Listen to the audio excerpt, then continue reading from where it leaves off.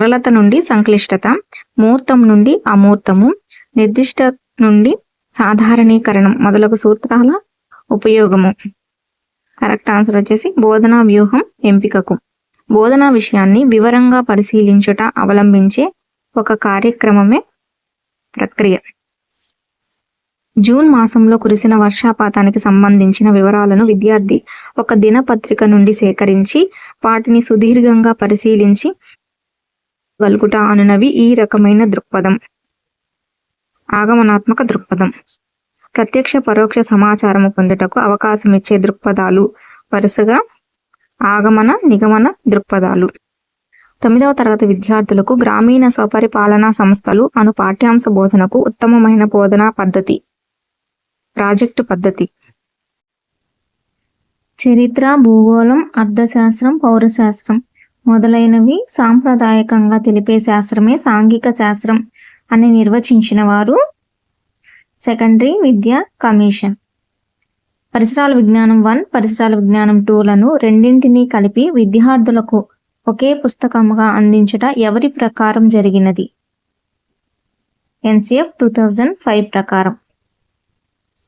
బోధన కోసం సూక్ష్మం చేసిన సామాజిక శాస్త్రాలే సాంఘిక శాస్త్రం అన్నది వెస్లీ అండ్ రామ్స్కీ. ఈ క్రింది వాటిలో చరిత్రకు సంబంధించి సరికానిది. కరెక్ట్ ఆన్సర్ వచ్చేసి హిస్టోరియా అనగా నగరం అనేది సరికానిది. హిస్టోరియా అనగా నూతన విషయాలను పరిశోధన అన్వేషణ చేయడం హిస్టోరియా అంటారు. సాంఘిక శాస్త్రం అనగా సమాజం యొక్క అధ్యయనం, ఆ సంఘం రూపొందించిన విధం, సంఘంలోని విద్యార్థుల బాధ్యతాయుతమైన ప్రవర్తనను తెలియజేయుట దీని ముఖ్య లక్షణం. సో కరెక్ట్ ఆన్సర్ వచ్చేసి JF ఫారెస్టర్. సాంఘిక శాస్త్రాన్ని ఏ ఆహార పదార్థాలతో పోల్చారు అంటే కరెక్ట్ ఆన్సర్ వచ్చేసి ice cream and kalakand. Option 4 correct answer. Next, ఈ క్రింది వానిలో పౌరశాస్త్రంకి సంబంధించి సరికానిది. ఇది పురాతన శాస్త్రం అనేది సరికానిది.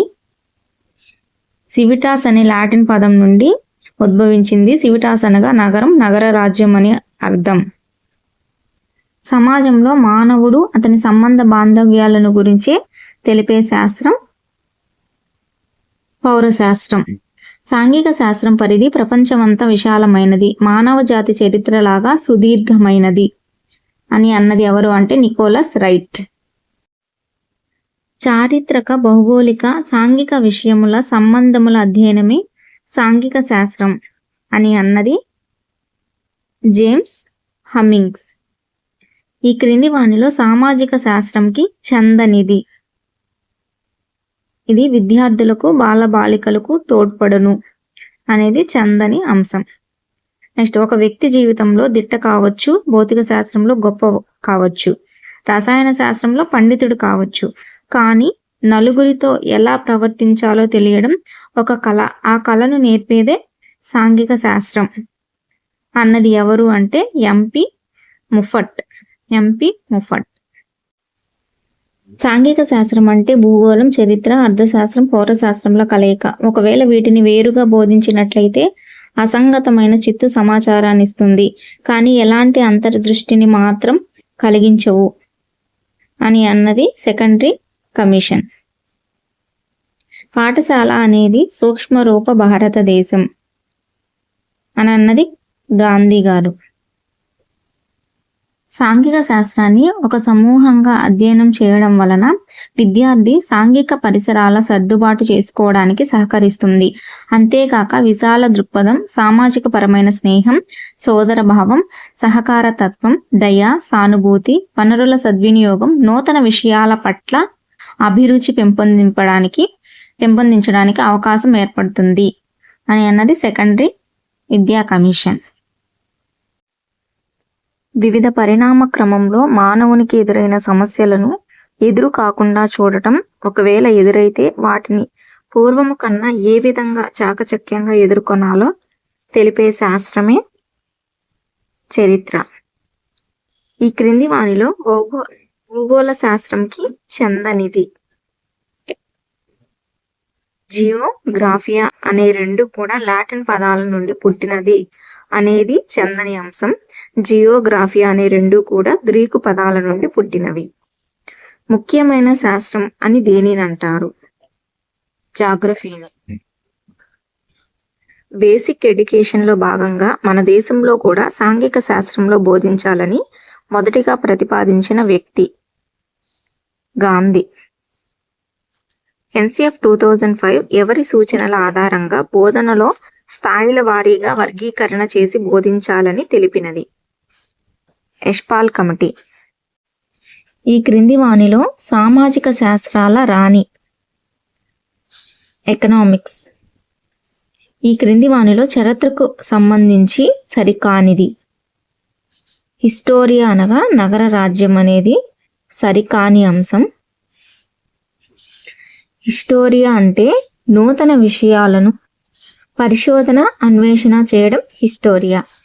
నెక్స్ట్, విద్యార్థి అతని పరిశ్రమలలో గల సంస్థలలోనూ వ్యక్తులతోనూ సృజనాత్మకమైన స్నేహపూరితమైన కార్యక్రమాలలో ఏర్పరచుకునే సంబంధ బాంధవ్యముల అధ్యయన క్షేత్రమే సాంఘిక శాస్త్రం. EW Wesley. ప్రాథమికోన్నత స్థాయిలో పరిసరాల పట్ల అవగాహన, భూగోళం, చరిత్ర, అర్థశాస్త్రాల పట్ల పరిచయం, ఉన్నత మాధ్యమిక స్థాయిలో సామాజిక శాస్త్రాలను పరిచయం చేయాలని తెలిపినది. కొఠారి కమిషన్. మన సాంస్కృతిక వారసత్వ సంపదలను పదిలంగా కాపాడి రాబోయే తరాల వారికి అందించాల్సిన బాధ్యతను ఏమంటారు? నైతిక అభివృద్ధి అంటారు. తక్కువ వస్తువులలో గరిష్ట ప్రయోజనం పొందటం, భావి జీవితాన్ని సుఖమయం చేసుకున్నటువంటివి ఏ శాస్త్ర లక్షణాలు? అర్థశాస్త్రం యొక్క లక్షణాలు. పాఠశాల అనేది చిన్న సమాజం. John Dewey. భూగోళం, చరిత్ర, పౌరశాస్త్రాలను తోడు అర్థశాస్త్రాన్ని కూడా కలిపి బోధించేలా చేసినది. పౌరశాస్త్రాలకు తోడు అర్థశాస్త్రాన్ని కూడా కలిపి బోధించేలా చేసినది ఈశ్వరీబాయి పటేల్ కమిటీ.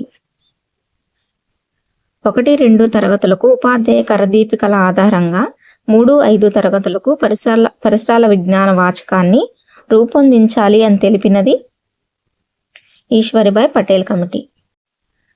మానవ సమాజ అభ్యున్నతికి, తోటి మానవుల సమాఖ్యలో కలిసి జీవించే విధానాన్ని, తన అభ్యున్నతికి సంబంధించిన ప్రత్యక్ష పరోక్ష అంశాల పట్ల అవగాహన పెంపొందించే శాస్త్రమే సాంఘిక శాస్త్రం. అమెరికా పునర్వ్యవస్థీకరణ సమైక్య వారు చెప్పారు. ఇవి సాంఘిక శాస్త్రానికి చెందనివి. ఇది విషయ జ్ఞానాన్ని పొందడానికి ప్రాధాన్యం ఇస్తుంది అనేది చందని అంశం.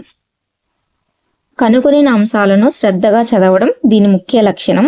ఇది విషయ జ్ఞానాన్ని ఉపయోగించే విధానాన్ని తెలపడానికి ప్రాధాన్యత ఇస్తుంది. ఇది ఈ చర్యోగ్యమైన విషయాలకు ప్రాధాన్యాన్ని ఇస్తుంది. సాంఘిక శాస్త్రంలోని 4 సామాజిక శాస్త్రాలను సూక్ష్మీకరించి పరిసరాల విజ్ఞానం 1, పరిసరాల విజ్ఞానం 2 అనే భావనలు రూపొందించినది ఈశ్వరీబాయి పటేల్ కమిటీ. పుస్తకాల బరువును విద్యార్థి ఇంటి పని భారాన్ని తగ్గించాలని సూచించినది యశ్పాల్ కమిటీ. ఈ క్రింది వానిలో పౌరశాస్త్రంకి సంబంధించి సరికానిది? మానవ నాగరికత పరిమాణ క్రమాలను తెలుపుట అనేది సంబంధించిన సరికాని అంశం. రాజ్యం ఆవిర్భావం, మౌలిక సదుపాయాల కల్పనలో తోడ్పడే యంత్రాంగం, ఉత్తమమైన పౌరుని లక్ష్యాలు తెలుపుట, బాధ్యత కలిగిన పౌరుని తయారు చేయుట పౌరశాస్త్రానికి సంబంధించినటువంటి అంశాలు. ఈ క్రింది వానిలో సాంఘిక శాస్త్రంకి సంబంధించి సరికానిది? కరెక్ట్ ఆన్సర్ వచ్చేసి ఇది అంతం కలది అనేది సరికాని అంశం. ఇది నిరంతరం మార్పులు చేర్పులకు లోనవుతూ ఉంటుంది. ప్రపంచమంతా విశాలమైంది. అనేక సామాజిక శాస్త్రాల సమన్వయ సూక్ష్మ రూపం సాంఘిక శాస్త్రం. పని పట్ల గౌరవ భావాన్ని, ఆర్థిక స్వావలంబనను కలిగించే ఉత్పత్తి ఆధారిత విద్యకు అధిక ప్రాధాన్యం ఇస్తూ సాంప్రదాయిక విద్యాబోధనలో కొత్త మార్పుని తెచ్చినది గాంధీ. ఈ క్రింది వానిలో అర్థశాస్త్రంకి చందనిది. ఒక్యో నామస్ అనగా నగర రాజ్యం అని అర్థం. ఇది చందని అంశం. ఒక్యో అనగా గృహం, నామస్ అనగా నిర్వహణ అని అర్థం. నెక్స్ట్, మానవ సంఘంను అభివృద్ధి చేసి తీర్చిదిద్దగలిగిన ప్రత్యక్ష సంబంధం కలిగిన విషయములు సాంఘిక వర్గములోని ఒక మానవుని నిర్మాణాత్మకమైన సభ్యునిగా చేయు విషయములు సాంఘిక శాస్త్ర పరిధిలోకి వచ్చును అని చెప్పింది విక్టోరియా విద్యా బోర్డు. విద్యార్థులలో దాగి ఉన్న అంతర్గత శక్తులను బయటికి తీయడానికి వారి వారి సామర్థ్యాల ఆధారంగా విద్యా బోధన జరగాలి అని తెలిపినది ఆర్హెచ్ దవే. విద్యార్థులలో కీలక అంశాలు భారత స్వాతంత్రోద్యమ చరిత్ర, రాజ్యాంగం పట్ల గౌరవ భావం, విలువలు, సాంప్రదాయాల పర్యవేక్షణ, రాజ్యాంగంలో పొందుపరిచిన ప్రజాస్వామ్య, సామ్యవాద, సంక్షేమ విధానం, చిన్న కుటుంబ భావన, సమానత్వ ప్రతిపదిక, శాస్త్రీయ దృక్పథం మొదలైన అంశాల పట్ల విద్యార్థుల్లో చైతన్యం తీసుకురావడమే సాంఘిక అధ్యయనం అని చెప్పినది ఎన్పిఈ 1986. 1 నుంచి 5 తరగతులకు సాంఘిక శాస్త్రాన్ని పరిసరాల విజ్ఞానం 1గా బోధించాలని సామర్థ్యాధారిత బోధనను ప్రోత్సహించినది ఈశ్వరీబాయ్ పటేల్ కమిటీ. ఈ క్రింది వానిలో అర్థశాస్త్రంకు చందనిది. ప్రభుత్వం, పరిపాలన మొదలైన అంశాలు చందని అంశం. వస్తు సంబంధ, జనాభా కొరత, పొదుపు మొదలైన అంశాలు. వస్తు సేవల ఆర్థిక విలువలు, ఆదాయం, వ్యయాలు మొదలైన అంశాలు. ఆధునిక సాంకేతికత, పారిశ్రామిక అభివృద్ధి, అమ్మకాలు, కొనుగోలు, వినియోగం మొదలైన అంశాలు తెలుపును. భారతీయ విద్యా విధానంలో భాషలతో పాటు భాషేతర అంశాలలో సాంఘిక శాస్త్రాన్ని బోధించాలని మొట్టమొదటిసారిగా ప్రతిపాదించి ప్రవేశపెట్టేలా చేసిన కమిటీ సెకండరీ విద్యా కమిషన్. పురాతన శాస్త్రం అని దేనిని అంటారు? జాగ్రఫీని పురాతన శాస్త్రం అని అంటారు. ఈ క్రింది వానిలో సరికానిది. సామాజిక శాస్త్రాలు సాంఘిక శాస్త్రం నుండి పుట్టినదే అనేది సరికాని అంశం. సమాజంలో వ్యక్తి కార్యకలాపాలను గూర్చి తెలియజేసేదే సాంఘిక శాస్త్రం. సాంఘిక శాస్త్రాలలోని విషయ పరిజ్ఞానం ఒక్కటే. సమాజానికి శాస్త్రాల సమన్వయమే సాంఘిక శాస్త్రం. ఈ క్రింది వానిలో గ్రీకు పదం కానిది. సివిటాస్ అనేది లాటిన్ భాషా పదం. అమెరికాలో సాంఘిక శాస్త్ర అధ్యయనాన్ని ప్రవేశపెట్టారు. ఎప్పుడు? 1916 నుంచి 17లో. సాంఘిక శాస్త్రం అన్నది ఒక నూతన పదం. ఇది తులనాత్మకమైన శాస్త్రం. ఇది విద్యార్థులకు అవసరమయ్యే సమస్యలను తమకు తాముగా పరిష్కరించుకునేలా చేస్తుంది. ఇది విద్యార్థి సంపూర్ణ మూర్తిమత్వానికి తోడ్పడును. కనుక దీనిని 1 నుంచి 8 వరకు నిర్బంధంగా బోధించాల్సిందేనని తెలిపినది సెకండరీ కమిషన్. సాంఘిక అధ్యయనం మనిషికి మరియు అతని సాంఘిక భౌతిక పర్యావరణాల మధ్య జరిగే చర్యల ప్రతిచర్యకు సంబంధించినది. ఇది మానవ సంబంధాలను గూర్చి చర్చించును. జాన్వి మైకెల్స్. మన సంస్కృతిలోని లోపాలను త్యజించి ఇతర సంస్కృతుల్లోని మంచి విలువలను గ్రహిస్తూ పోవడం సాంస్కృతిక పరివర్తనం. ప్రకృతిని, పరిసరాలను గూర్చి తెలుసుకొనుట అనే సూత్రాన్ని ప్రతిపాదించిన కమిటీ ఈశ్వరీబాయ్ పటేల్ కమిటీ. సాంఘిక శాస్త్రాన్ని ప్రాథమిక స్థాయిలో సూక్ష్మంగా ఉన్నత స్థాయికి పోయే కొలది విడివిడి శాస్త్రాలుగా బోధించాలని తెలిపినది కొఠారి కమిషన్.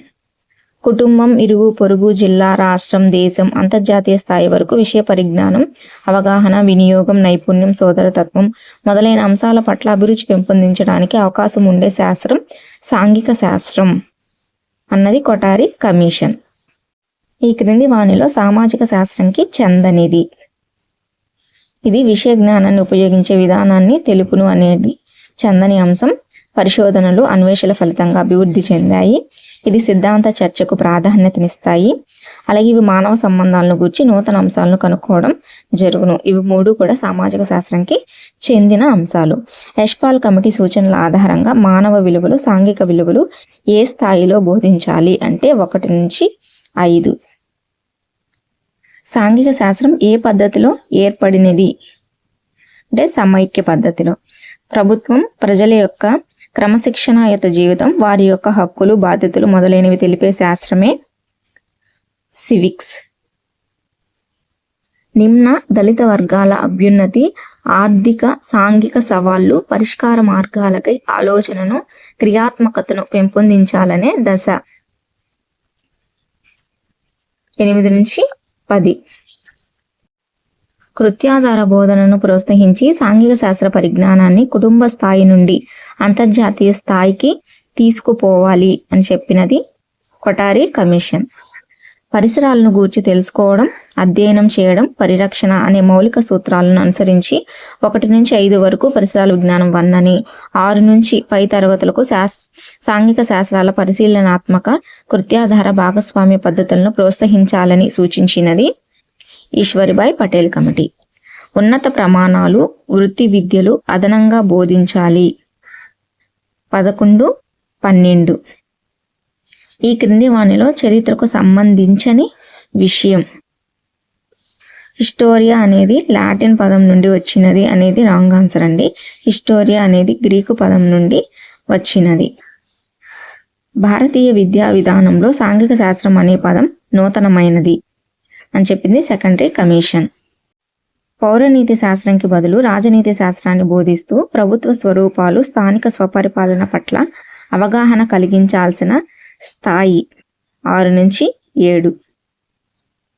సాంఘిక శాస్త్ర అధ్యయనంను మొదటిసారిగా ఏ దేశంలో ప్రవేశపెట్టారు?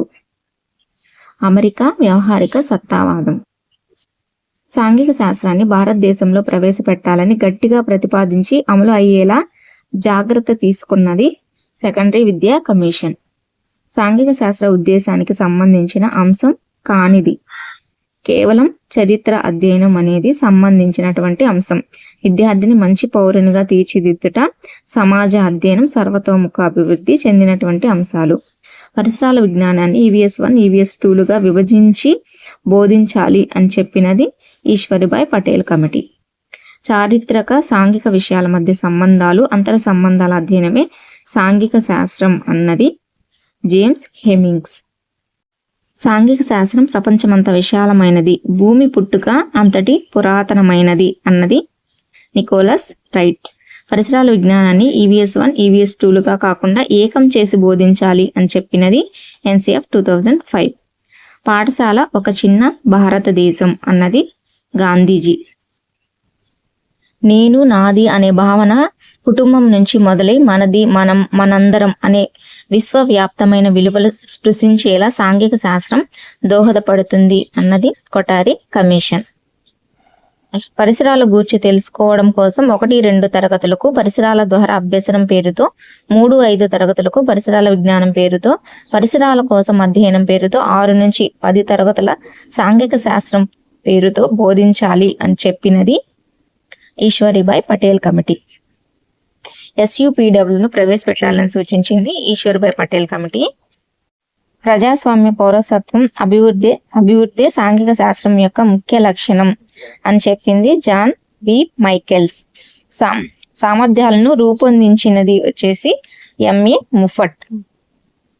పరిసరాల విజ్ఞానం నందు ప్రధాన సామర్థ్యాలు, ఉప సామర్థ్యాలు అయితే వరుసగా 10, 176. ప్రధాన సామర్థ్యాలు 10, ఉప సామర్థ్యాలు అయితే 176.